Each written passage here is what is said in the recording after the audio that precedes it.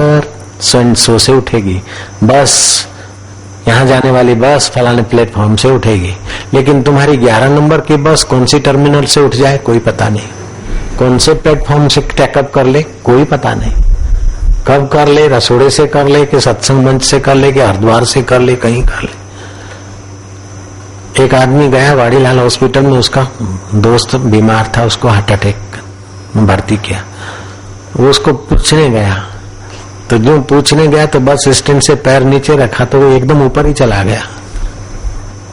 वो तो एडमिट है, लेकिन जो एडमिट वाले को पूछने गया वो सीधा टेकअप कर लिया उसने। ऐसा भी था एक मेरा साधक। तो इस शरीर का कोई भरोसा नहीं।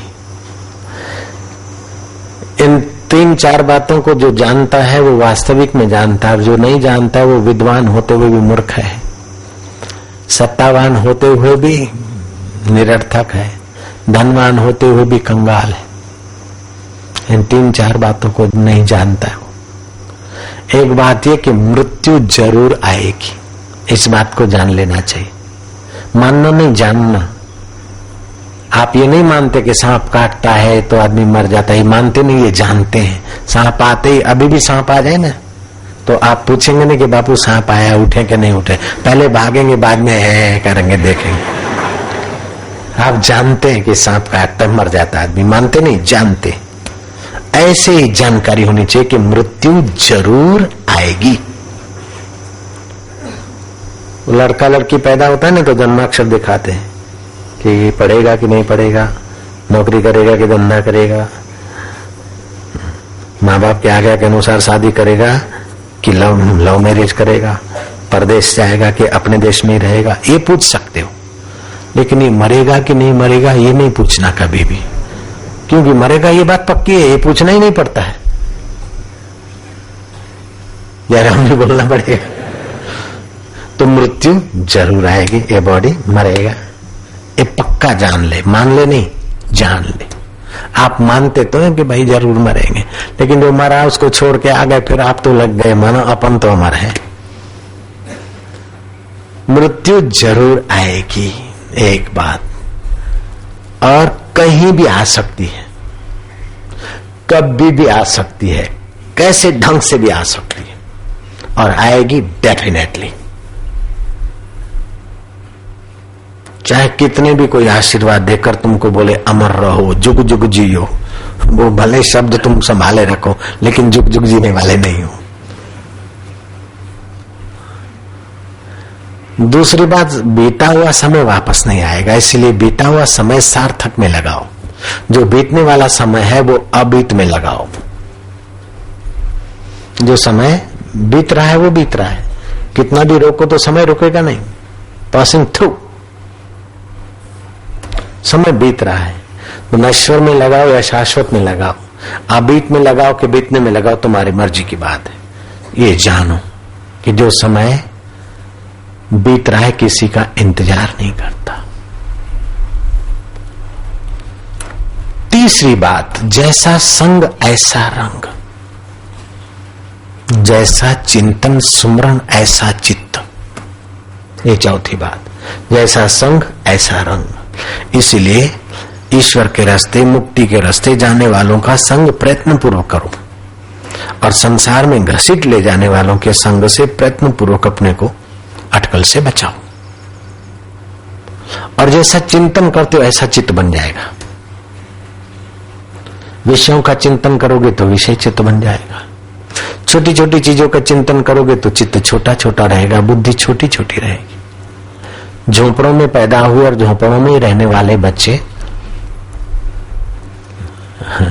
अमीरों के बच्चे जैसे ही जन्मते हैं और वैसे ही खाते पीते श्वास लेते हैं, लेकिन जैसे वातावरण में रहते हैं बेचारे, तो फिर अनपढ़ रहकर वही मजदूरी अथवा ठेला अथवा झोंपड़ की परंपरा में रहते।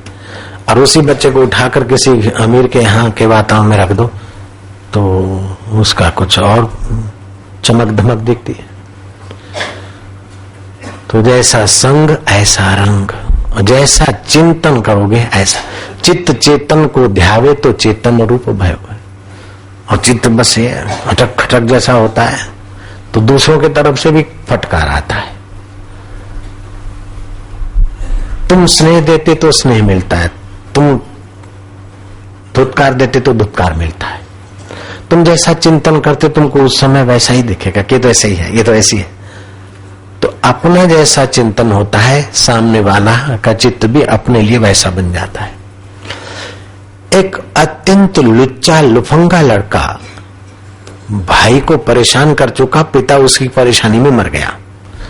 भाई ले गया कबीर के पास के महाराज ये बड़ा लुफंगा है, इसने तो मेरे बाप को मार डाला चिंता में, इसकी चिंता में इसका बाप मर गया। अब मेरे को भी ये परेशान करता है महाराज, रात को देर से आता है, ये ऐसा है, ये ऐसा है, खाता है तो खाता है, नहीं खाता तो नहीं खाता, लुफंगों के साथ दोस्ती करता है, दारू पीता है, बीड़ी, इनको जरा उपदेश दो। तो कबीर जी ने कहा साधु, वो बोलता है महाराज ये लुफंगा मेरा भाई है, साधु वाधु नहीं। कबीर ने कहा नहीं ये तो साधु है। साधु, मनुष्य जीवन दुर्लभ है साधु, तुम तो बहुत अच्छे हो साधु। बोले महाराज अच्छे क्या, मैंने बताया वही मेरा भाई है। बोले तू चुप रहे भाई।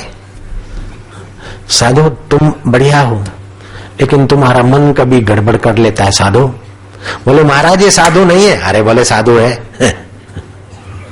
और कबीर ने प्रशंसा करते करते उनके दोषों का आप अपने बेटे बेटी या किसी के भी ऊपर इतना पकड़ मत रखो कि वो बेचारे तड़प तड़प के रोए धोए, सुसाइड करने का विचार करे, भाग जाने का विचार करे, अथवा आपके प्रति उनके साथ एंटी विचार हो जाए।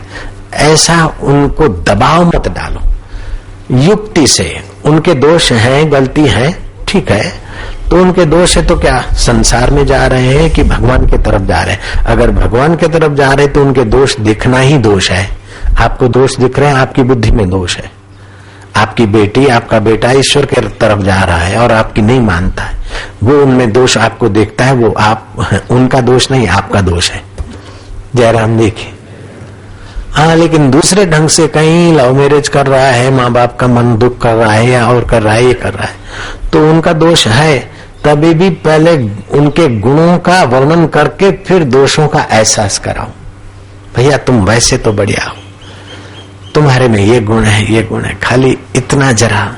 तो पहले उनके गुणों का वर्णन करो, उभारो, दोषों का उसको ख्याल दिलाओ, लेकिन गुणों के वर्णन से दिलाओ।